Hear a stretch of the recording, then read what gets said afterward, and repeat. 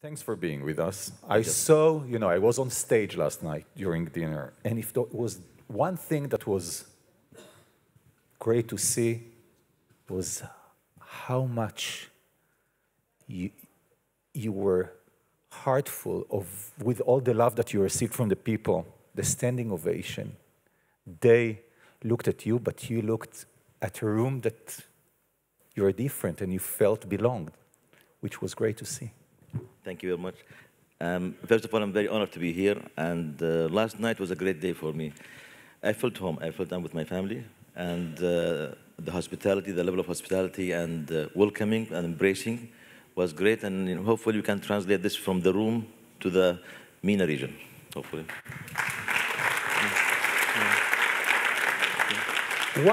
One must ask you, why Israel? Why Judaism? Why Holocaust? There are so many things to do when you grow up in the UAE. I've visited the UAE quite a few times. Why did you choose us? Well, if you check about my profile, I've done lots of things. So this is the area which was very important, and to tackle it. It's very important. I'm talking about, like part of my background is to work in advising to politics and other areas. The area of stability is very important, the issue of stability, of peace.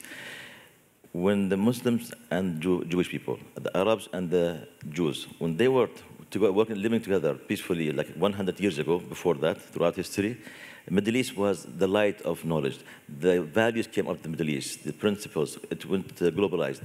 So I think we need to revive that. And it is the time for it. And based on the culture of the UAE, we have their culture of openness and tolerance. It encouraged us to explore more. And don't forget that we share the same God, we share the same religion. In reality, it's one religion, and we have the same prophets, we have the same Father. So we are brothers before being we were brothers before being cousins, and all of these factors. So, and this issue has been like there was a virtual wall. You don't know what the other side. But if I'm going to be a Muslim, I have to also know about the previous, with the people of the book. And have to know about because the value is the same. We learn from the Israelites' life about the values and everything. So my museum, when it grew as a Crossroads Civilization Museum, the Jews and the Jewish civilization is an integral part of the Middle East, and they were from the Middle East. So whatever I found, historical things, were Jewish items in the region. What is the reaction of the people in the UAE when youngsters, school children, come to the museum and they see, probably first time hear about the Holocaust or such things? So I know how my kids react when they hear and see such things, because we're Jewish and we grow. But your kids or other kids in the UAE, when they visit the museum, what is the reaction? Not just the kids, even the people. Even if people come from different extremes, right or left, when they come there in the museum, they put their judgmental and political hat outside. Museums, they make a journey through the history. They see the facts, they see the realities. They see, for example, the galleries, where we have the pictures of historical place of the Jews in the MENA region, Middle East and North Africa, in the Arab world. They see the Jewish artifacts. They see the prayer wall. They get excited. I'll give you one example, if I may. We have one of the great scholars, Islamic scholar, came to the museum and he saw a Jewish prayer wall, which was written, which is a very unique one from our region to ours from where I live.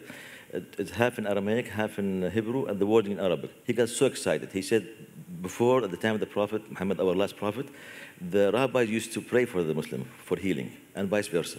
So, and the prayer is exactly what we have, is the same as you have there. So he was very excited. I'm saying to the extreme. The kids, they go to the Holocaust Gallery. Everyone goes there. And remember, the Holocaust Gallery, we built it mainly to educate to the non-Jews, to the non-Israelis. So, and it's the time for it. When the Abrahamic Accord has happened, we decided, it's the time to go to the next level, to open up. And for us, peace is not just peace, political level, or economic level, or, for business.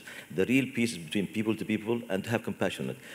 The Holocaust event is a sad and tragic event, but it is an integral part of the Jewish history, and we have to learn it, understand it, and we have to have feeling for each other, compassion. It's not just cold peace. We are really having a warm and complete peace in all. So it's very important not just for Judaism or for Jews, it's also for the whole humanity to study it, so it will never happen again. But His Excellency, you spoke of what happened 100 years ago and before. Yeah. But in the past 100 years, we both live in a very bloody area.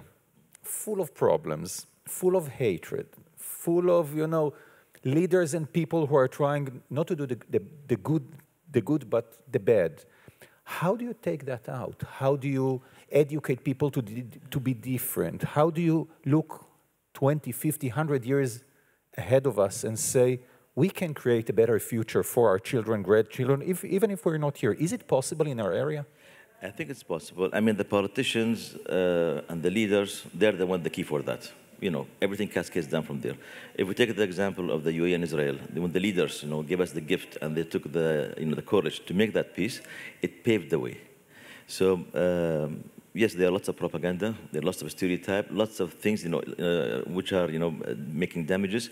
But what I believe mainly, you have that platform. The political platform is very important, and when you have it, but at the same time, the cultural activities.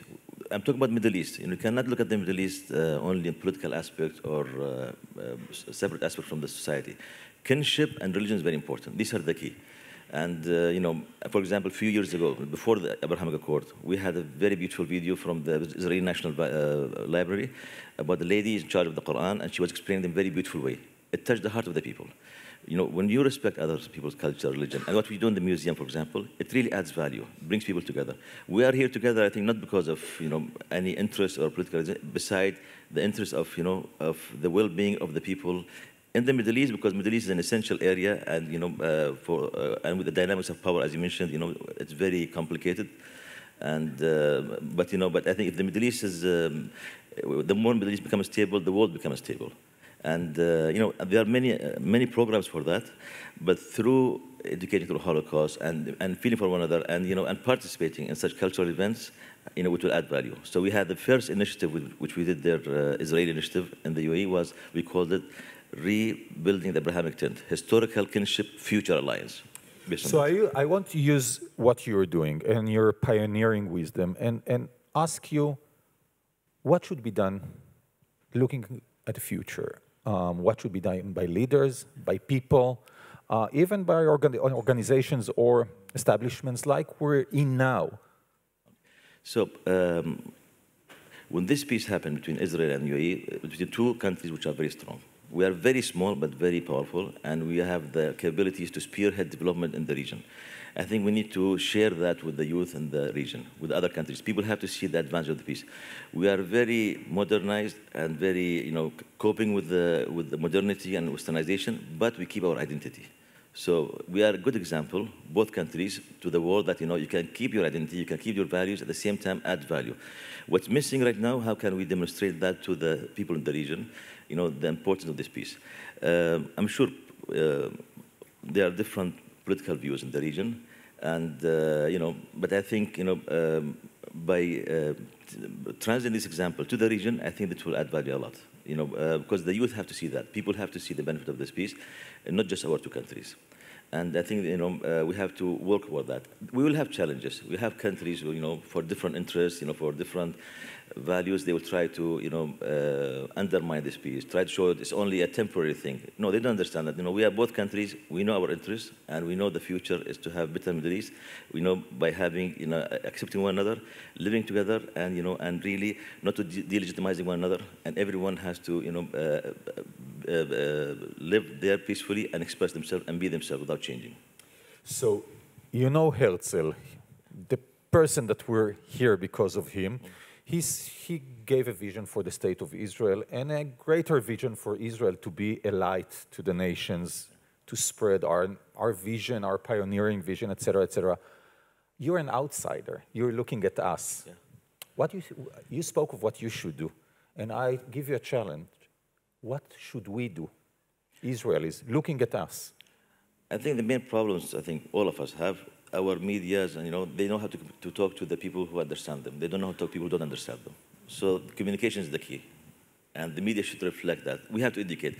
In the museum, when we do the Holocaust Gallery, when I, for example, we'll talk later about the March of Living, when I participate in such events, or and about the Herzl letter, when we have this in 2016, the letter of Theodor Herzl in the letter.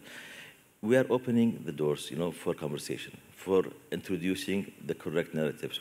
So people have to see it from differently. We are opening the door for different diplomacies of, of communication, of, to achieve desired goals. So before we sum up, because as always, the time and the clock is faster than us, do you see Emirate children, for example, join the March of the Living? Do you see such events that will connect strongly or stronger bond our two nations? I see that. For example, the initiative was from Israel, from our friend Ethan Neichles from his foundation. I was very honored when he invited me. Although we have the Holocaust, I know about it, but being there, feeling there, it made me understand more, to express people more. So I think, yes, people will do that. I don't see the damages in the very roots. I think the damage on the surface. So, and this establishment of the relationship between UAE and Israel, it shows how people with each other, how people working together, and people coming from Israel to the UAE. Less people go to Israel because of the lockdown at that time, but people want to go there. I think, people understanding more. I asked my family, my friends before doing the Holocaust, what do you think? They said, yes, it's a historical event happened. It's a fact. Why you are asking this question? Go ahead, do it. So, and we have children coming there, and they know about it. And it's very important. And for the March of Living, I think, we're going to have this year more people participating. And the whole idea is just to enlighten them, open the doors. Ladies and gentlemen, a true pioneer and a true friend of Israel. Thank you. It's my pleasure. It is our pleasure to have you here. Thank you very much.